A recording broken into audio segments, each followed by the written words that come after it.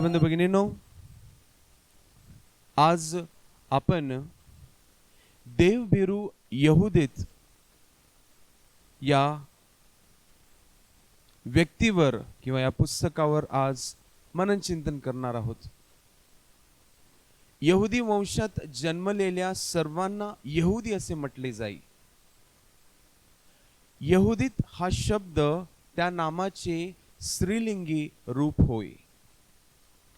परमेश्वर एका विधवा स्त्रीचा वापर करून आपल्या लोकांचे संरक्षण कसे करतो त्याचे रसभरीत वर्णन यहुदीत या पुस्तकात करण्यात आलेले आहे. ख्रिस्त सभा यहुदीत ठाई पवित्र मरियेची पूर्वछाया पाहते. आपल्याला हे गाणं ठाऊकच असेल. तू सन्मान तू बहुमान, मरिया अमुचा तू अभिमान, जेरुसलेमेचे वैभव तू, इस्रायलचे तू संतान. हे शब्द मुळात यहुदीतला लागू करण्यात आले होते. या पुस्तकाचे यहुदीत पुस्तकाचे वैशिष्ट्य काय आहे ते आपण जाणून घेऊया. सदर पुस्तक हिब्रू भाषेत किंवा प्रथम संहितेत आढळत नाही. ते फक्त द्वितीय संहितेतच आढळते. संत जेरोमने जरी ते पुस्तक आपण अरेमाइक भाषेतून केले असा दावा केला तरी ते अरेमाइक किंवा हिब्रू आवृत्ती कुठेच सापडत नाही. 1546 च्या ट्रेंट परिषदेत या पुस्तकाला कॅथलिक आवृत्तीमध्ये द्वितीय संहितेत स्थान देण्यात आले. हे पुस्तक केवळ ग्रीक भाषेतच उपलब्ध होते. आता आपण पाहूया या पुस्तकाचा लेखक आणि लेखन काळ काय आहे. या पुस्तकाचा लेखक अज्ञात आहे. उपलब्ध ऐतिहासिक तपशिलाचा वापर करून त्याने ही धार्मिक इतिहासाची कादंबरी तयार केलेली आहे.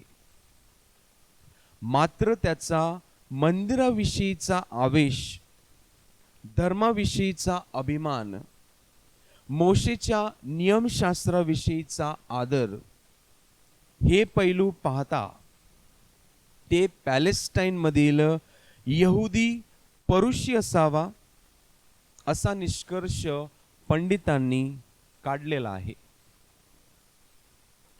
पुस्तकातल्या घटना जरी इसवी सन पूर्व 8व्या शतकापासून 5व्या शतकांतील भासत असल्या तरी त्यांचे लेखन मात्र इसवी सन पूर्व 1ल्या शतकात झाल्याचे मानले जाते. या पुस्तकातील पात्रांची आपण आता थोडी ओळख करून घेऊया. सदर पुस्तकात बाबिलोनचा नबुकेदनेसर, त्याचा सेनापती होलोफर्नेस, अम्मोनी लोकांचा नेता आखियोर, महायाजक यहोयाकीम, यहुदीत, तिची दासी आणि यहुदी लोक अशी विविध पात्रे आपल्याला ह्या पुस्तकात दिसून येतात. मात्र सर्वात महत्त्वाचे पात्र परमेश्वर आहे. यहुदीच्या पुस्तकातील परमेश्वर हा स्वर्ग आणि पृथ्वीचा देव आहे. आपण अध्याय 5 ओवी 8 आणि अध्याय 6 ओवी 19 मध्ये पाहतो. त्याचप्रमाणे तो अद्भुत व आश्चर्यकारक आहे. अध्याय 8 ओवी 14 मध्ये आपण पाहतो. तो विश्वाचा नियंता आणि सत्ताधीश आहे. अध्याय 9 ओवी 12 आणि अध्याय 13 ओवी 18 मध्ये आपण ते पाहतो. पूर्वजांचा देव हा परमेश्वर आहे. अध्याय 7 ओवी 28 आणि अध्याय 9 ओवी 2 मध्ये आपण तो पूर्वजांचा देव आहे हे पाहतो. त्याचप्रमाणे आपला परमेश्वर गरिबांचा कैवारी आहे. अध्याय 9 ओवी 11 मध्ये आपण पाहतो. त्याचप्रमाणे परमेश्वर श्रद्धावंतावर दया करणार आहे. अध्याय 16 ओवी 15 मध्ये आपल्याला त्याची प्रचिती येते. आणि एका विधवेच्या हातून शत्रूंचा नाश करणारा आपला परमेश्वर आहे. अध्याय 9 ओवी 10, अध्याय 13 ओवी 15 आणि अध्याय 16 ओवी 5 मध्ये आपल्याला हे वर्णन आपल्या लक्षात येते. दुसरे पात्र आहे नबुकदनेस्सर. हा बाबिलोनचा सम्राट 605 ते 562 दरम्यान हा बाबिलोनचा सम्राट बनला होता. असिरियाचा पाडाव झाल्यानंतर तिथे त्याची सत्ता सुरू झाली. तिथूनच त्याच्याच काळात जेरुसलेमला वेढा घालण्यात आला. पूर्वेकडील व पश्चिमेकडील मांडलिक राजे बंडखोर बनल्यामुळे त्याने त्यांना धडा शिकविण्याचा निर्णय घेतला. जेरुसलेमवर हल्ला करण्यासाठी त्याने होलोफर्नेसची नेमणूक केली. त्यामुळे सर्वत्र घबराट निर्माण झाली होती. पुढचं पात्र आहे होलोफर्नेस. हा बाबिलोनचा राजा नबुकदनेस्सरचा सेनापती होता. त्याने जेरुसलेमवर हल्ला करण्याची योजना आखली. तो नेबुकदनेस्सरला साक्षात देव मानित असे. त्यामुळे इस्रायली लोक आपल्या विरुद्ध युद्ध लढण्यास तयार झाले आहेत हे कळताच त्याचा क्रोध भडकला. अखियोर ह्या अम्मोनी लोकांच्या नेत्याने त्याला इस्रायलचा इतिहास व यावे देवाचे सामर्थ्य कथन केले. त्यामुळे होलोफर्नेसचा पारा तर आणखी वर चढला. त्याने अखियोरला बेथुलिया येथे नेण्याची शिक्षा दिली. हे ठिकाण नक्की कुठे आहे त्याविषयी बायबल पंडितांमध्ये संभ्रम आहे. यहुदी लोकांना यहिदाची तयारी करताच होलोफर्नेसने बेथुलियाला वेढा घालण्याचा आपला निर्धार कायम ठेवला. त्यावरून बेथुलिया जेरुसलेमच्या जवळच असावे असे दिसते. जणू काही तो स्वतःच्या पायावर कुऱ्हाड मारित होता. यानंतरचं पात्र आहे अखियोर. अम्मोनी लोकांच्या या नेत्याला बेथुलिया येथे आणून सोडल्यावर तो इस्रायली लोकांच्या हाती सापडला. त्याला न्यायाधीशासमोर उभे करण्यात आले. मात्र त्याने यहुदी लोकांचीच बाजू घेतल्याचे दिसून येताच लोकांनी देवाचे आभार मानले आणि त्याचे सांत्वन केले.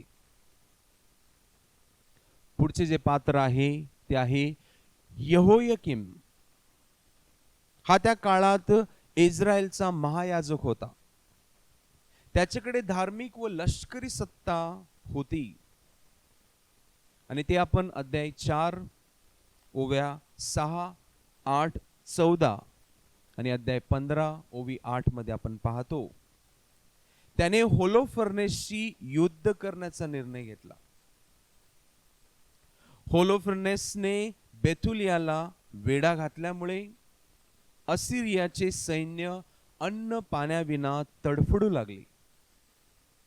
इस्रायली लोकांवर देखील भयंकर निराशेची छाया पसरली.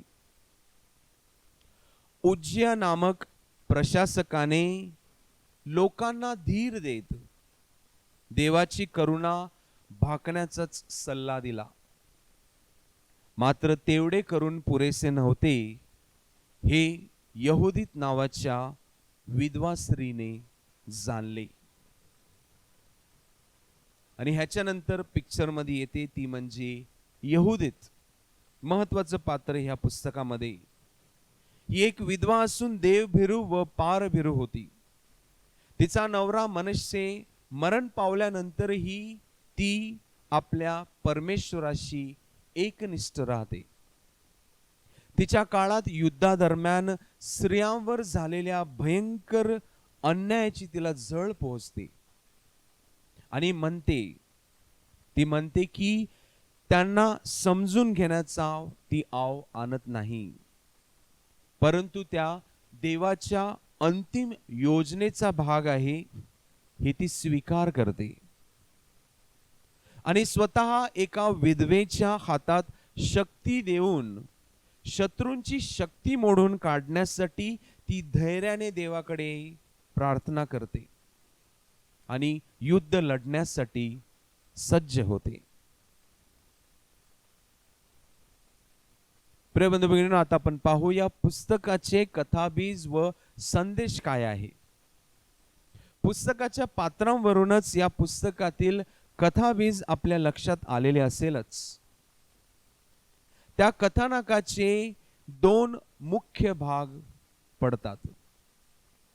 हे पुढील रचनेवरून लक्षात येईल. पहिल्या भागात भीती आणि श्रद्धा ह्यांच्यात संघर्ष आहे, तर दुसऱ्या भागात सौंदर्य आणि श्रद्धा यांच्यातील संगम दिसून येतो. भाग पहिला, नबुखेदनेस्सरची सूड भावना.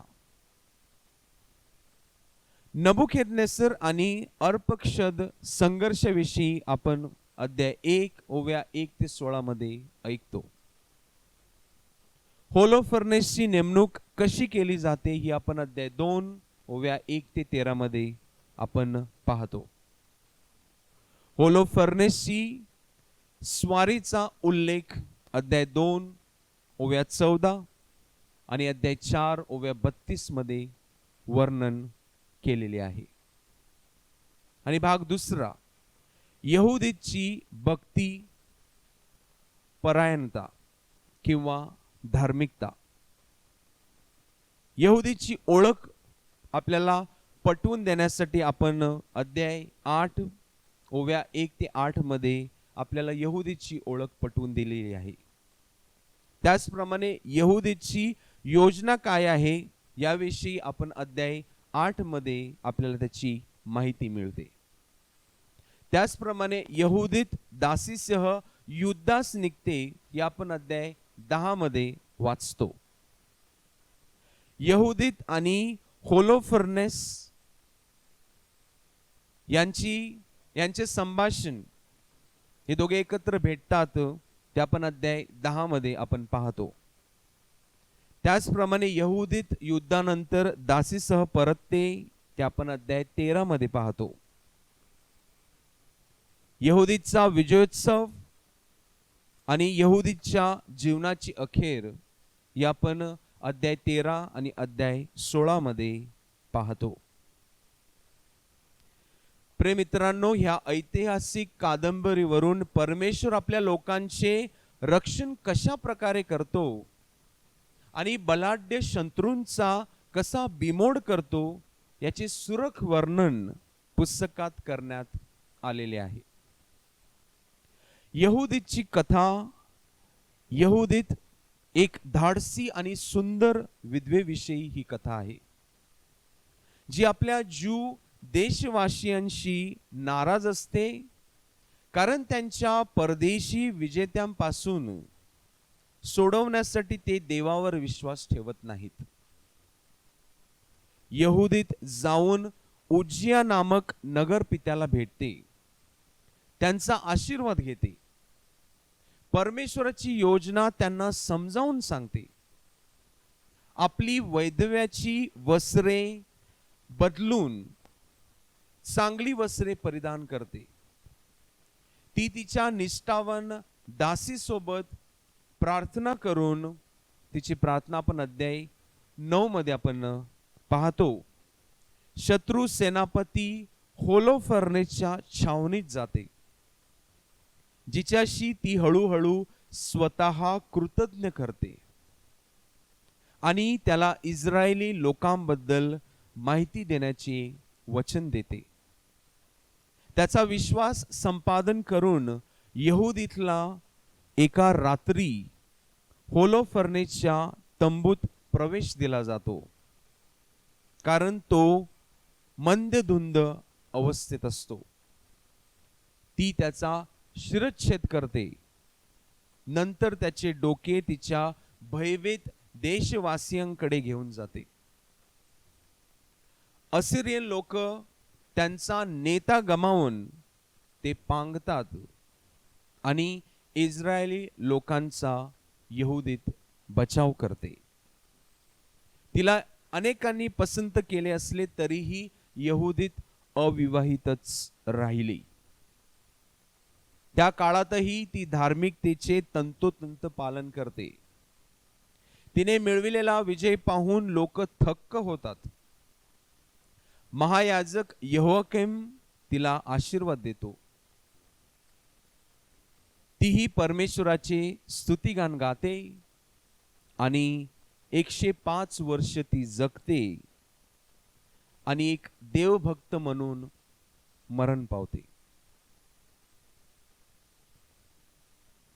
प्रिय मित्रांनो, यहुदीत पुस्तकाद्वारे आपल्याला काय धडे शिकायला मिळतात? देवावर अढळ विश्वास आणि त्याच्या पवित्र इच्छेवर निष्ठा याद्वारे आपण विजयाचा मार्ग शोधला पाहिजे. यहुदीत प्रमाणे आमच्याकडे जे काही आहे त्याचा वापर करून ते सर्वोत्तम बनवणे आमचे आद्य कर्तव्य आहे. चातुर्य आणि देवावरील विश्वास क्रूर शक्तीपेक्षा नक्कीच श्रेष्ठ आहे. आणि शेवटी यहुदीत सर्वांच्या भल्यासाठीच लढते. त्यामध्ये तिचा काहीच स्वार्थ नव्हता. आपण सुद्धा आपला स्वतःचा स्वार्थ न बघता आपण आपल्या लोकांसाठी आणि अन्यायाविरुद्ध लढले पाहिजे. या बायबल क्लासच्या शेवटी तुमच्या मनन चिंतनासाठी मी तुम्हाला काही प्रश्न देत आहे. पहिला प्रश्न आहे, वाईटावर विजय मिळवण्याच्या मार्गाबद्दल यहुदीचा विजय काय दर्शवितो? आपण तिच्या उदाहरणाचे अनुसरण करू शकतो का?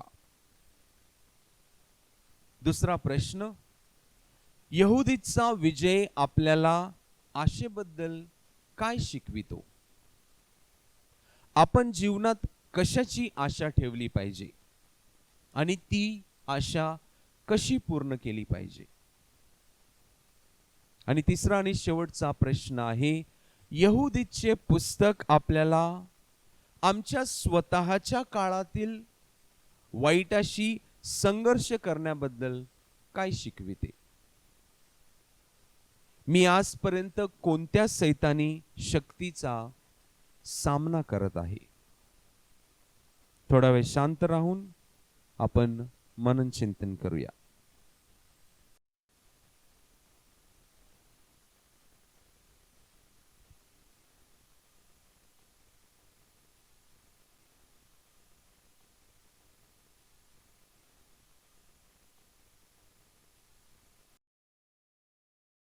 प्रिय मित्रांनो,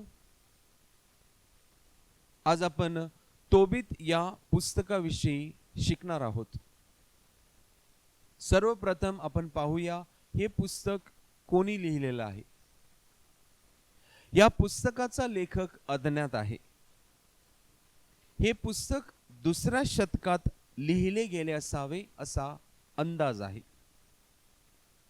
हे ड्यूटरोकॅनॉनिकल पुस्तकांपैकी एक आहे, म्हणजे कॅथलिक कॅनन मध्ये त्याचा समावेश आहे. परंतु काही ख्रिस्ती लोकांनी ह्या पुस्तकाच्या सत्यतेवर विवाद केलेला आहे. पुस्तकाच्या प्रेरित लेखकाने सूचना आणि संपादनाच्या उद्देशाने धार्मिक कादंबरीचे साहित्यिक रूप वापरले आहे. हे पुस्तक मूळतः अरेमाइक भाषेमध्ये लिहिले गेले होते. या पुस्तकाचे मूळ शतके हरवले होते. ग्रीक भाषेतील मूळ ग्रंथाच्या 3 शोधित प्रतीच आमचा प्राथमिक स्रोत आहे. या पुस्तकाचे वैशिष्ट्य काय आहे ते आपण जाणून घेऊया. या पुस्तकात कायद्याची निष्ठा, विवाहाचे पावित्र्य, पालकांबद्दल आदर आणि धार्मिकता, देवदूताद्वारे मध्यस्थीचे कार्य, चांगल्या कामांचे बक्षीस, मृतांबद्दल आदर आणि तसेच आपल्या दैनंदिन जीवनात प्रार्थना, उपवास व विशेषतः पापाच्या प्रायश्चित्तासाठी लागणाऱ्या दानधर्माचे महत्त्व सादर केले आहे.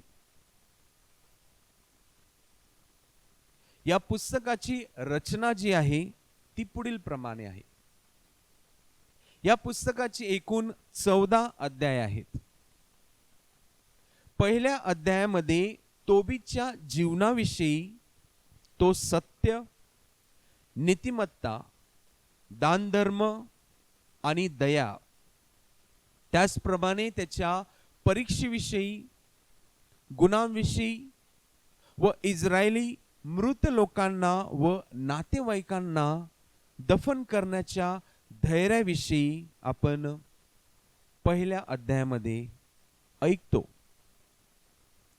अध्याय 2 आणि 3 मध्ये तोबीचे दुःख, आंधळेपणा व त्याने देवाकडे केलेली मृत्यूसाठी प्रार्थना व तसेच सारावर तिच्या 7 नवऱ्यांना गळा दाबून मारल्याचा खोटा आळ कसा घातला जातो व ती सुद्धा तोबीत प्रमाणे मृत्यूसाठी देवाकडे कशी प्रार्थना करते आणि राफाएल देवदूताद्वारे त्यांच्या प्रार्थनेचे त्यांना उत्तर कसे मिळते याविषयी उल्लेख केलेला आहे. अध्याय 4 ते 6 मध्ये तोबियासचा मीडिया व रागेस शहराचा प्रवास वर्णन केलेला आहे. त्याचप्रमाणे देवदूत राफाएल मध्यस्थी कशी करतो याचे सुद्धा वर्णन केले गेले आहे. अध्याय 7 ते 11 मध्ये तोबीत आणि साराचा आजार बऱ्या होण्याविषयी आपण ऐकतो. आणि शेवटी अध्याय 12 ते 14 मध्ये देवदूत राफाएल त्याची ओळख उघड करतो. तोबीचे देवाला स्तुतिगान, तोबीचा लोकांना शेवटचा संदेश व निरोप आणि त्याच्या अंतिम संस्काराविषयी आपण ऐकतो. आता या पुस्तकाची कथा काय आहे, गोष्ट काय आहे, स्टोरी काय आहे ती आपण जाणून घेऊया. तोबीतचं पुस्तक तोबियासचं पुस्तक म्हणूनही ओळखलं जातं. हे इसवी सन पूर्व 2ऱ्या किंवा 3ऱ्या शतकाच्या सुरुवातीचे यहुदी कार्य आहे, ज्यामध्ये देव विश्वासू लोकांची परीक्षा कशी पाहतो, त्यांच्या प्रार्थनांना कसा प्रतिसाद देतो आणि कराराच्या समुदायाचे म्हणजेच इस्रायली लोकांचे संरक्षण कसे करतो याचे वर्णन केले गेलेले आहे. हे पुस्तक सत्य, नीतिमत्ता, दान धर्म आणि दया याची कथा आहे. या पुस्तकात 2 इस्रायली कुटुंबांची कथा सांगितली गेली आहे. तोबीतच्या नावाचा अर्थ आहे परमेश्वर माझा चांगला आहे. तोबीत हा तोबिएलचा पुत्र होता आणि तो नफ्ताली येथील थिस्बे येथील रहिवासी होता. यरूशलेम मंदिराला, त्याचप्रमाणे तेथील याजकांना व गरिबांना तो सतत दान धर्म करत असे. कथेनुसार शाल्मानेसरच्या कारकिर्दीत निनवेला बंदिवासात ठेवलेल्या लोकांमध्ये तोबीतचा समावेश होता. त्याने सदैव परराष्ट्रीय अन्न खाण्यास नकार दिला आणि तो बंदिवासात असतानाही एक विश्वासू यहुदी बनून तिथे राहिला आणि त्याने नियमशास्त्राचे काटेकोरपणे पालन केले, कारण तो देवाच्या कराराशी विश्वासू होता. त्याला देवाने आशीर्वाद दिला होता. एका संध्याकाळी तोबीत झोपलेला असताना त्याच्या डोळ्यात एका पक्षाने शौच केल्याने तो आंधळा होतो आणि मग त्याला आपली पत्नी अन्नावर अवलंबून राहावे लागते. परंतु तिच्यावर शेळी चोरी केल्याचा आरोप जो खोटा होता, तेव्हा तो त्याच्या मृत्यूसाठी देवाकडे प्रार्थना करतो.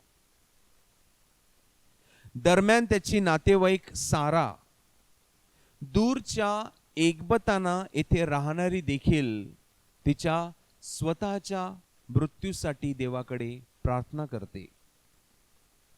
कारण अस्मोदेउस नावाचा एक राक्षस साराच्या प्रेमात पडला होता आणि तिने 7 पुरुषांशी लग्न केले, म्हणून त्यांना अस्मोदेउसने लग्नाच्या रात्रीच ठार मारले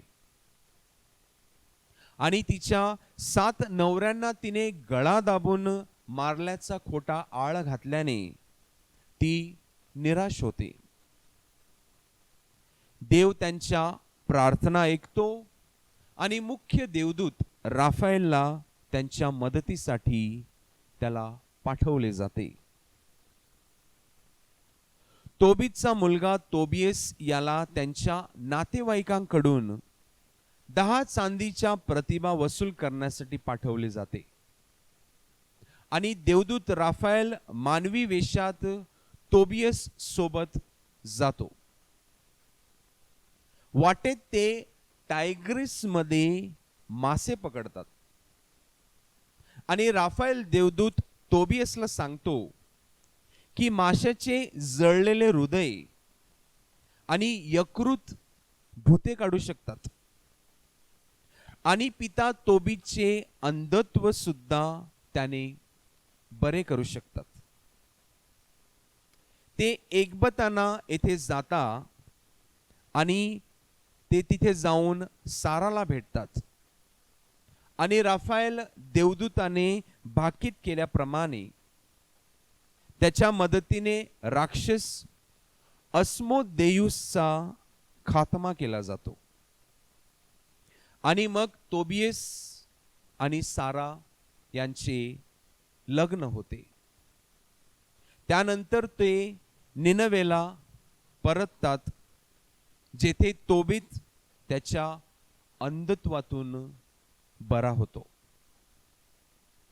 तोबीत आणि तोबियस यांना देवाचा गौरव करण्यासाठी इस्रायल लोकांसमोर प्रार्थना, उपवास आणि दान धर्म करण्याची त्यांची चांगली कृत्ये जी होती ती घोषित करण्याचा सल्ला देऊन देवदूत राफाएल तिथून निघून जातो.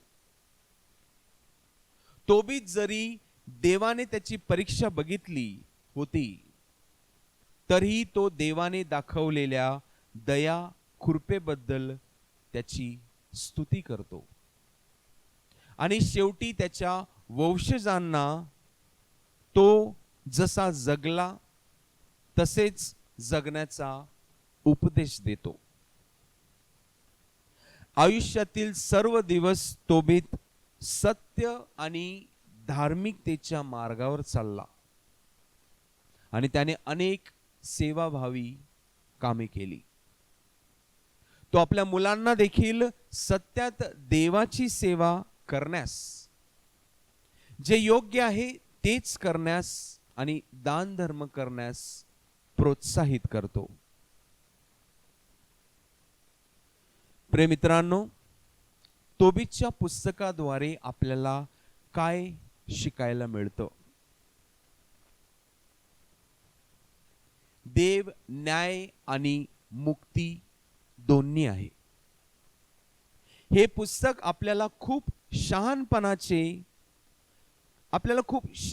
देते आणि कष्ट आणि वेदना ही शिक्षा नसून परीक्षा आहे हे शिकवते. तसेच परमेश्वर दीर्घकाळात नीतिमानांना प्रतिफळ देतो आणि दुष्टांना शिक्षा देतो. तसेच आपल्याला शिकायला मिळतं की तोबीतच्या जीवनाद्वारे देवावर विश्वास ठेवण्यास आणि त्याच्या मार्गाने जगण्याचे आम्हाला आवाहन केले जाते. तसेच कठीण प्रसंगामध्ये देवाचे स्मरण करणे आणि प्रार्थनेत सतत त्याच्याकडे वळणे हेच आपल्याला तोबीतचं जीवन शिकविते. देवदूत राफाएल सारखे दुसऱ्यांच्या जीवनात देवदूत बनून आपण मध्यस्थी करण्यासाठी व आनंद निर्माण करण्यासाठी तोबीतचं पुस्तक आपल्याला शिकवतं. त्याचप्रमाणे तोबीत सारखं आपण सत्यात देवाची सेवा केली, जे योग्य आहे तेच केलं आणि दान धर्म करत राहिलो, तर परमेश्वर आपल्याला त्याचं प्रतिफळ नक्कीच देणार.